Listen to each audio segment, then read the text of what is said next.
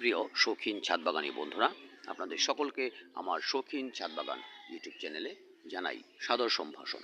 প্রিয় ভিউয়ার্স, এখন কিন্তু মাঘের শেষ, ফাল্গুনের হাওয়া বইতে শুরু করেছে।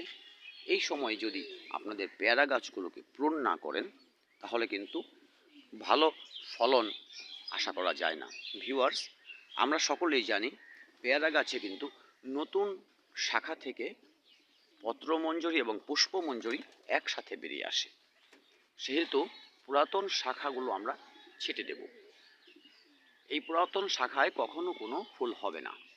নতুন শাখা যখন গজিয়ে যাবে এখান থেকে, তখন দেখবেন সেই নতুন শাখায় একসাথে পুষ্পমঞ্জরি নিয়ে বের হয়েছে। ভিউয়ার্স, আপনারা আপনাদের গাছগুলোকে কিভাবে প্রুন করবেন? দেখুন, গত বছর আমি প্রুন করেছিলাম এখান থেকে, তার থেকে আমি দুটো শাখা পেয়েছিলাম, এই দুটো শাখা। আবার এইদিকে প্রুন করেছিলাম, সেখানেও কিন্তু আমি দুটো শাখা পেয়ে গেছি। ঠিক এই যে প্রুনটা করেছি, এই শাখা গজিয়েছে, দেখুন শাখা গজিয়েছে। এখান থেকে 1, 2, 3, আমি কিন্তু 4টে পাতা রেখেছি। আপনারা 3টে বা 4টে রাখতে পারেন, অবশ্যই 3টের কমে নয়। আপনারা 3টে পাতা রেখে বা 4টে পাতা রেখে আপনারা প্রুন করে দিন এবং একটু ফাঙ্গিসাইড বা হলুদের গুঁড়ো এখানে লাগিয়ে দিন। তাহলে আপনাদের এই যে দুপাশের পাতার পয়েন্টগুলো রয়েছে, এখান থেকে আপনারা নতুন কুশি পাবেন। সেই সাথে এই সিজনে আশা করি প্রত্যেকটা ডগায় প্রচুর পরিমাণে ফুল আপনারা পাবেন। এইভাবে প্রুন করে একটি ফাঙ্গিসাইড স্প্রে করে দিন। আর এর গোড়াতে আমি গতকাল খাবার দিয়েছি, খাবার দিয়ে এটাকে আমি ঢেকে দিয়েছি। কারণ দেখতে পাচ্ছেন আমার ছাদে এখানে মুরগি এবং ওখানে কবুতর রয়েছে। যে খাবারগুলো আমি এখানে দিয়েছি সে খাবারগুলো এই মাটি, গুঁড়ো মাটি যেটা, সেগুলো খেতে গিয়ে কিন্তু পাখিরা খেয়ে নিতে পারে। সেজন্য আমি ভাই ঢেকে দিয়েছি।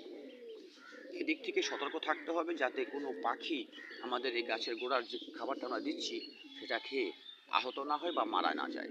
ভিউয়ার্স, এভাবে প্রুন করুন। প্রুন করে আপনাদের গাছের গোড়ায় কী খাবার দেবেন সেটি একটু বলে দিচ্ছি। আপনারা এ ধরনের ছোট বালতি যেটা আছে 10 বা 12 ইঞ্চি টব সাইজ, সেগুলোর মধ্যে 1 চামচ পটাশ, লাল পটাশ নেবেন। সেই সাথে 1 চামচ বা 2 চামচ, 2 চা চামচ হাড় গুঁড়ো নিয়ে নেবেন এবং 2 চা চামচ ভার্মি কম্পোস্ট নিয়ে নেবেন। আর কিচ্ছু করার দরকার নেই, কোনো প্রকার নাইট্রোজেনযুক্ত খাবার দেওয়ার দরকার নেই। আপনারা এই খাবারগুলো দিন, দিয়ে ভালো করে জল দিয়ে ভিজিয়ে দিন এবং গোড়ার মাটি একেবারে স্যাঁতসেঁতে রাখবেন না। জলটা একটু শুকিয়ে এলে তারপরে আপনারা জল দেবেন। আমি আমার বড় গাছটিকে দেখাচ্ছি। দেখুন, এটি আমি গতকালকে কিন্তু প্রুন করেছি। এটিকে আমি গতকাল প্রুন করেছি, দেখাচ্ছি। দেখুন, সমস্ত ডগা আমি কিন্তু প্রুন করে দিয়েছি। এটিতেও আমি প্রুন করে দিয়ে একই ধরনের খাবার দিয়ে দিয়েছি এবং জল দিয়ে দিয়েছি। এটির মধ্যে আগামী 1 দিন বা 2 দিন আমি জল দেব না, একটু শুকিয়ে আসবে, তারপর কিন্তু আমি জল ব্যবহার করব। ভিউয়ার্স, এভাবে আপনাদের ছাদ বাগানের পেয়ারা গাছগুলোকে প্রুন করে খাবার দিয়ে দিন, প্রচুর ফলন পেয়ে যাবেন।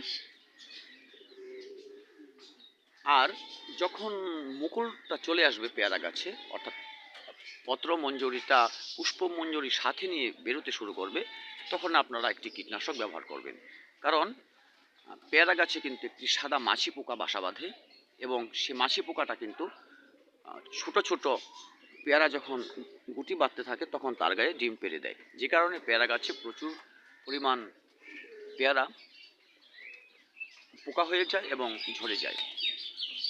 অনেক সময় পাকলেও সেটাকে খাওয়া যায় না, নষ্ট হয়ে যায়। ভিউয়ার্স, আপনারা 3টে স্টেজে আপনারা এই কীটনাশক দেবেন।